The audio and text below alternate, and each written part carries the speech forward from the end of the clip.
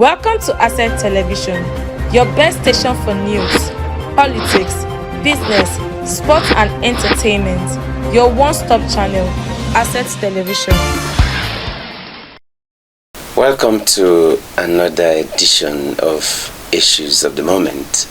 My name is Emmanuel, and in the studio with me today I have guests, a broadcaster, a programs manager, in fact a general journalist to say, Alpha Jaden. Alpha, you're welcome to the program. Emmanuel, thank you so much for having me. It's truly an honor and it's a privilege to be seated next to you to discuss issues of the moment. You're welcome. Thank you, sir. Well, today we are going to mirror the society, the Nigeria we have today, and we'll be talking about so many things. First of all, I'd like us to start with the fuel crisis in Nigeria. The price of fuel is not stable. Today you see they are selling at this price in this filling station, tomorrow they are selling like this, and they are not. Sometimes even when you think the fuel is there, some filling stations, even if they have, they don't sell.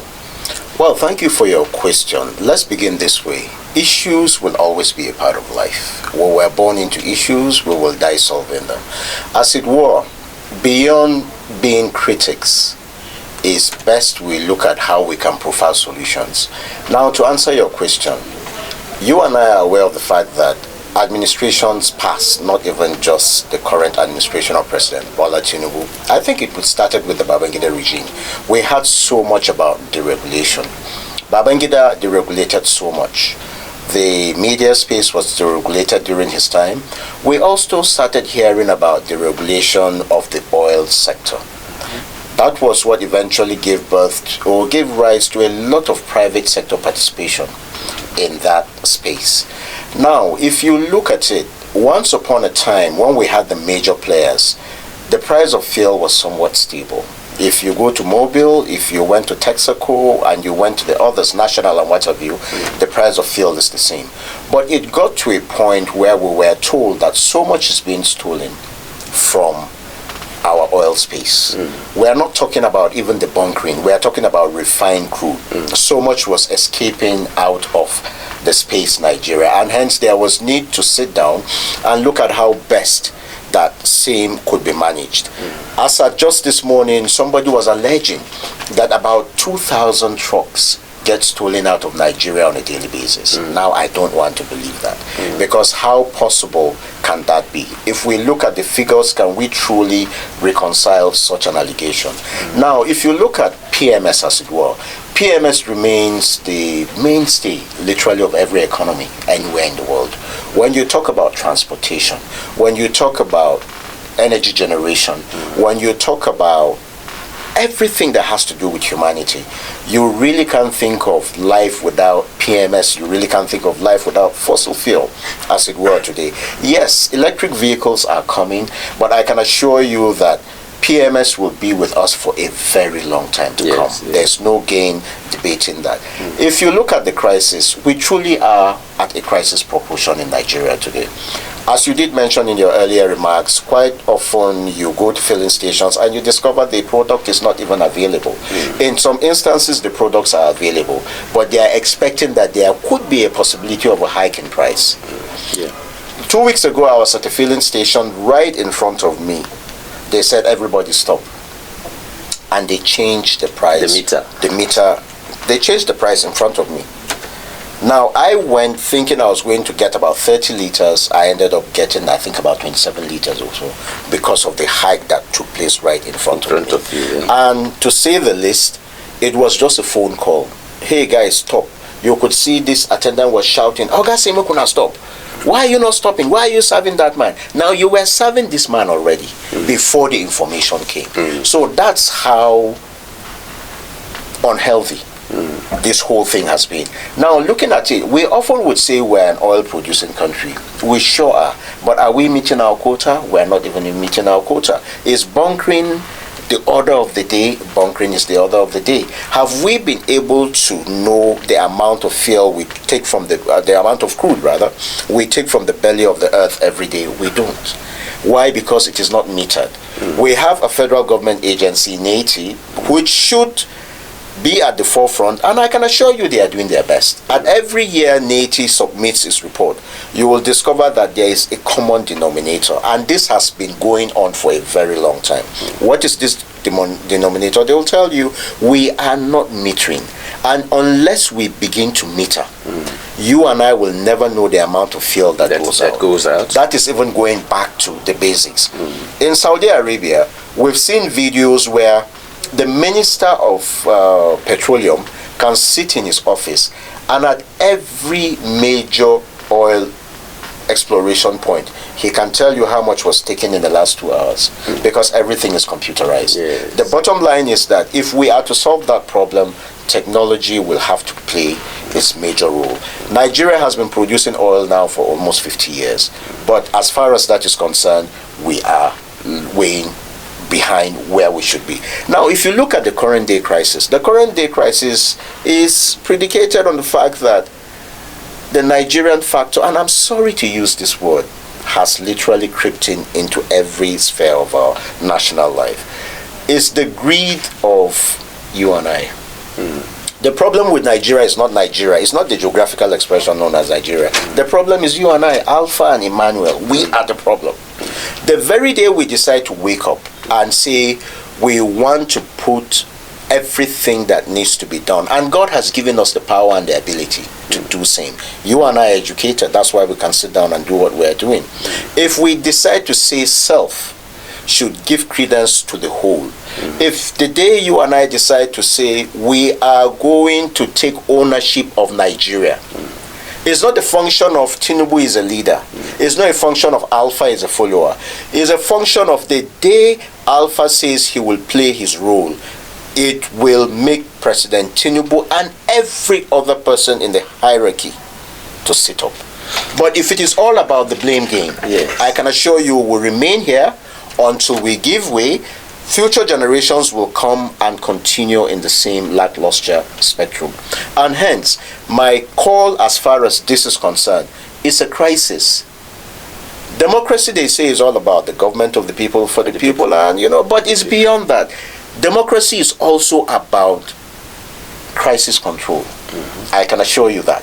So, the moment as countrymen and women we rise to the occasion, we take ownership of our country, I can assure you that in no distant future, Nigeria will become the synosia of the world. Okay, you see, still on the fuel crisis, the coming of Dangote refinery gave Nigerians high hope. That's right. Do you think, with the Dangote refinery selling fuel now, do you think Nigerians will begin to enjoy fuel price at low level? I don't see that happening. Why? And the answer is very simple. It's a dollarized sector.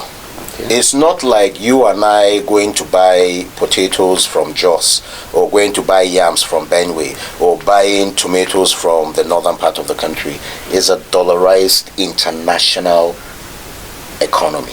Now, the unfortunate thing is that, there was so much about, when Dangote comes on, somebody was telling me that when Dangote comes on stream, we'll buy fuel at 200 naira per liter. And I was just looking at this guy. I was like, you think with the level of investment that went into that refinery, you will buy fuel at 200 naira per liter? The truth of the matter is that even if we have 20 refineries in Nigeria, I don't see us buying fuel at less than what is pegged internationally. Yes, we've heard so much about, in Libya, fuel is this, in the US, fuel is this. The whole idea is that this price depends also on the level of subsidy that the state or the government puts into. I can assure you, Dangote came up with that refinery probably because he noticed there was a deficit and he wanted to do something about it. Warri is not working, Kaduna is not working, where's the other one? Port Harcourt is also not working. He thought I could bridge the gap.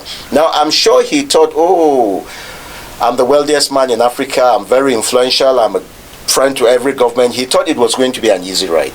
But with most of the cascading issues that came after that refinery was commissioned, it didn't come to me as a surprise, because you are coming into a field that nobody knows and that you don't know much about. You don't know, yeah. That's the whole idea.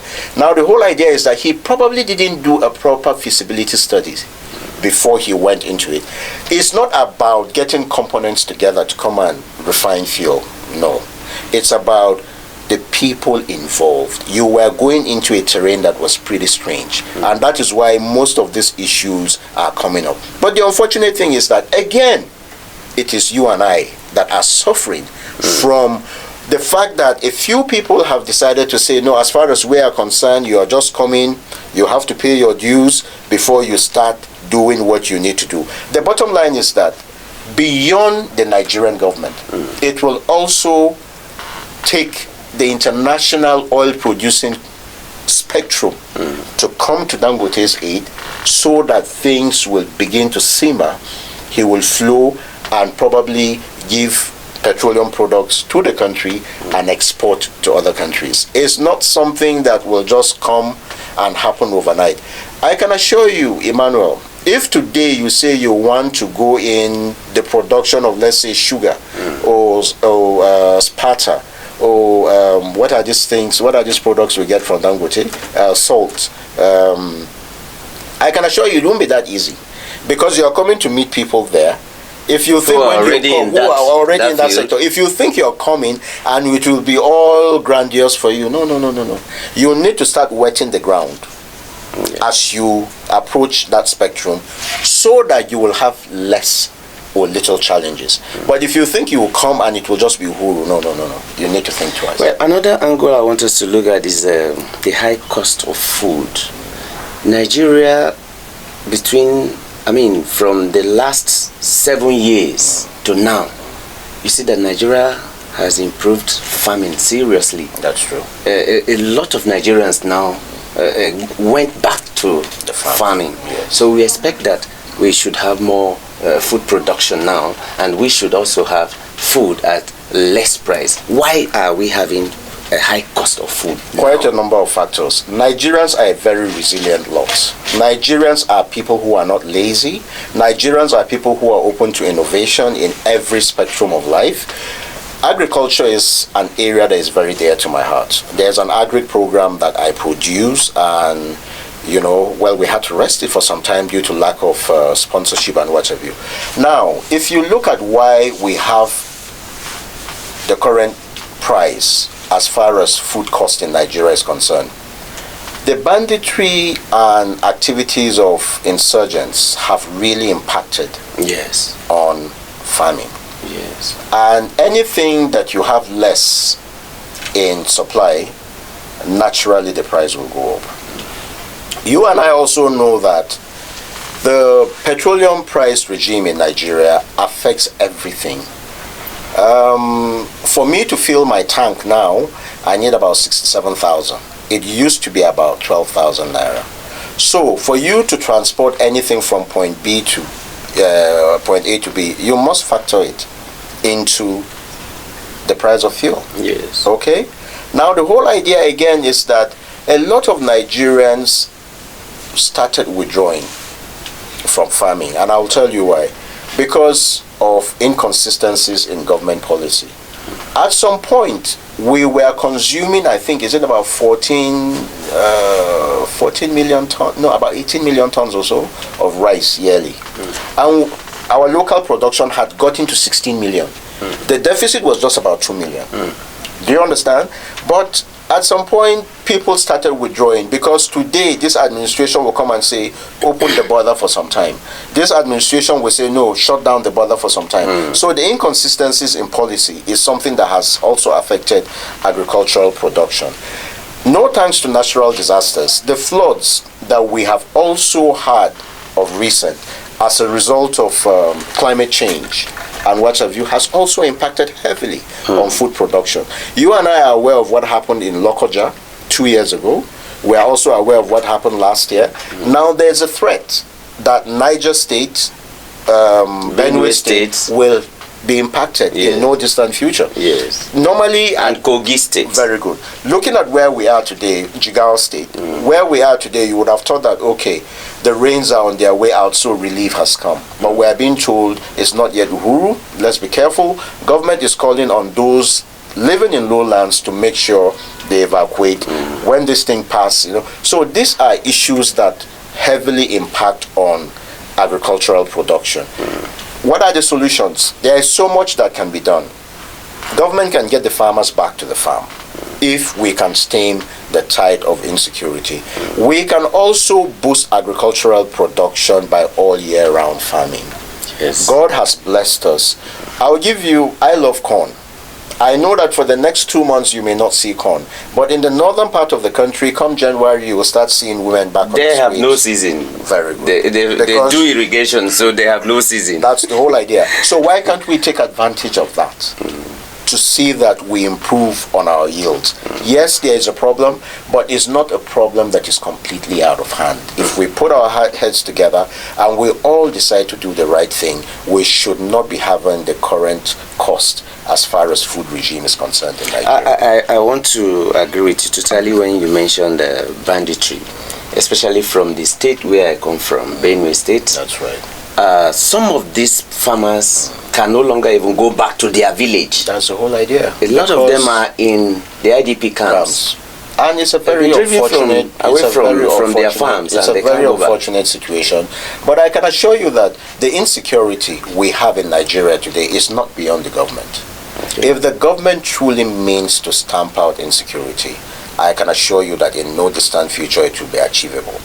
I am beginning to think, as someone has postulated in the past, anytime a crisis is not abating, any form of crisis that is not giving way, somebody is benefiting from it. Exactly. I can assure you that in a family setting, if daddy and mommy are not at peace, the children will also suffer it. The children will suffer it. But beyond that, somebody could be igniting something from outside. Yes. Because on a good day, I know that most people I know that are of sane mind don't like crisis. Don't like anything that will make them dissipate energy on the wrong things. Man should be developmental in scope. Literally everything you do as a journalist, you should be developmental in scope, and I like what you're doing. Here we are discussing issues of the moment. Beyond discussing the issues which you and I know, what are the solutions to these issues? Yes. Well, if you're just joining us, the program is Issues of the Moment, and we'll take a very short break. When we come back, we write you on how to proffer solutions to some of these problems. Welcome to Asset Television, your best station for news, politics, business, sports and entertainment. Your one-stop channel, Asset Television. Welcome to Asset Television, your best... Welcome back. Still Issues of the Moment, and my name is Emmanuel Ejike, and my guest is Alpha Jackden. Well, we were touching some important issues that is bothering us as Nigerians. Now, I want us to look at recent happenings in the capital city, FCT here. From last week to this week, there have been demolitions of houses and people's houses, and some of these demolitions, the owners of this plot, some of them have approved papers from the FCDA. Why the demolition? Well, a question like that what I'm trying to say is, if we continue like this, they have officially acquired this plot. That's right. And then developed it and lived in it, and then government comes one day and say, pack out and start demolition. What is the way forward for Nigerians? The way forward is, before you acquire land, make sure that you do the proper thing. That's on the one hand. But to assuage what you just said, a lot of these occupants are people that have approvals from the FCDA. Now, the way your question was coined, only Wike can actually answer that question, because he is minister and he is the one that have sent people to go and demolish these places. But Emmanuel, there's another angle to this thing. It didn't start with Wike. Previous ministers have brought down estates along that airport road. Now, to be very honest with you, if you notice, there's so much marketing of land. You're on the streets, you have young people coming to say, sir, take this, we have this here, we have this. Normally when I engage them, I tell them anything that has to do with airport road, don't even bring it near me. And they'll say, sir, but why? I normally would tell them that place seems to be an enigma. Because it didn't start today. These demolitions on Airport Road of estates started like 10 years ago, to the best of my knowledge. So why is that the case? Is it because the developers are not in any way getting approvals from the constituted authority to go and raise those estates? So for me, there are solutions. Solutions is that don't go and build on a property that you know ultimately belongs to the government. It gets leased to you for only 99 years. After that, you can continue. If you are here after 99 years, the parcel of land is yours. But don't forget that it is actually domiciled in the minister, who is the man in charge of the FCT, as it were, today. So, if at all you have approval, and for any reason your house was brought down, you go to court. Let me get you well. Go ahead. If I officially acquire the land and I have my papers, any other minister can come and decide against it? Well, you see, the unfortunate thing is that there is a conundrum around that thing that you and I don't understand. Only people that have been ministers can actually answer that question. That was why I said it will take a weekend to tell you what is actually going. Because you see, it happened under previous ministers. Yes. Under what's his name, El-Rufai. Under Bello, the recent one, it happened. The other tall guy, what's his name, the doctor, PhD holder, it happened. You understand? So why is that place somewhat like always in the glare? There must be something wrong, and that is why my clarion call to anybody who wants to put up a property. I have 2 plots there, but I'm thinking twice about it. Do you understand? I'm worried. Sincerely, I'm worried. I have 2 plots of 700 square meters along that route, but I'm worried. Am I sure I'll go and invest tomorrow and then somebody will not come and bring it down? You understand? Yeah. But for any reason, if you have allocation papers, go to court. The court, I mean, it's a very clear case. We understand there's so much corruption in the FCD, and then people go and acquire things, or people get approvals innocently without knowing that such approvals should not have been given. Yes. And hence, the bottom line is that it's about time heads roll, okay? No to violence. Don't go and kill anybody because he approved your land and then somebody comes to demolition. Yes. Go to court, and I can assure you, it's a very clear case. You don't need all the SANs in Nigeria to come and stand for you. Magistrate, I have my approval given by the FCDA, and Minister Wike has sent his people from Department of to come, and my property has been demolished. This was what I spent. I need justice, and you will get justice. Well, where the tension is high, as we discussed, let's calm it down a little as we draw the curtains on this program. I want us to see something now. The one-time head of states, Nigeria head of state, General Yakubu Gowon, is 90 today, and is from his services, his antecedents, or the way he ruled Nigeria, even after he dropped as head of state, his advices to heads of state or presidents that come, he's an elder statesman. Don't you think Nigeria should celebrate him as generally? General Yakubu Gowon, 90. General Yakubu Gowon is a global icon. Okay. We are just so privileged that God gave him to Nigeria, and hence you and I should celebrate him the loudest. At 90, I wish him many happy returns of the day, God's, favor in all. Congratulations, General. The bottom line is that he is one Nigerian that has been one of the greatest that has traversed, from his time as military head of state.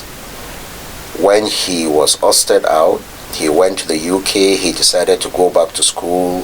Shagari eventually granted him presidential pardon alongside his friend, Colonel Odumegu Ojukwu. You remember all that history. But if you look at him, the way he managed the Civil War, and the way it eventually came to an end with the no vanquish, no victor mantra. He's an ambassador of peace. He wanted to see a country, though heterogeneous in scope, but he wanted to see us united. You know, I wish every Nigerian will wake up to one realization. Our beauty as a country is in our diversity. We come from probably one of the, if not the very best, of landscapes in the world. When you talk about human and natural resources, God have said, take it, but go and make good use of it. But sadly, if you look at natural disasters, they hardly happen here. The disasters, as far as Nigeria is concerned, again, is you and I. But when you look at the likes of General Gawan, he's a man of peace. If you look at some of his policies, the NYSC of today, you know, it came up after the Civil War. Go around and look at this country and come and tell us what you have seen. The beauty of it is that I have had the privilege of transversing this country. I love this country because of our diversity. We have great people. Our potentials remain enormous.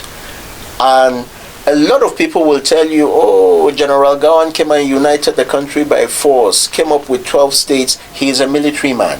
You know, as far as the military is concerned, there's always that unitary chain of command.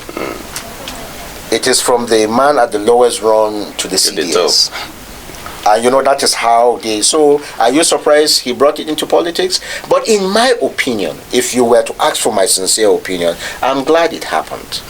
But I only wish that as a people, we will take advantage of the vision that that very young man had. How old was he when he became head of state? He became head of state at less than 30. Or about 32 or 32, something. 32. Very good. At about 32. Now, if a 32-year-old could do what he did, he managed the Civil War. Eventually, they ousted him. He came back to school. And you know, when he came back, he set up the Gawan Foundation. The only other people you can compare somebody, you know, like General Gawan with are people like probably Jimmy Carter, people like the Mandelas of this world. These are people that have given literally everything back to society. And hence, at 90, sincerely, we thank God who has kept him. And look at his strength. Anywhere you see that man, look at ECOWAS. You understand? You remember when there was the crisis in the sub-region, when Niger, Burkina Faso, and Mali, when there was this problem about, okay, we are pulling out of ECOWAS. As a founding member of ECOWAS, the current administration called him. He was the one that eventually went and settled that issue. Because a lot of people that were sent to Niger, those young military men wouldn't listen to anybody. The Sultan went, the clergy went, but when General Gawan stepped in, you notice the thing just brought the whole thing down. Yes. And hence we are happy that God blessed us with such a personality. You know, my honest hope is that God will keep him in good health so that we will continue to draw from his wealth of knowledge, from his wealth of influence, and from his good heart. May God keep him. Thank you very much. Well, viewers, this is where time permits us to draw the curtains on this program. But as we round up, I remain Emmanuel Ejike, and thank you very much, Alpha. Ima, it's my honor. Thank you so much for it. And to a celebrant there, we say congratulations. And our prayer from the studio here is, may God give you more strength. Thank you very much. Welcome to Asset Television, your best station for news, politics, business, sports and entertainment. Your one-stop channel, Asset Television.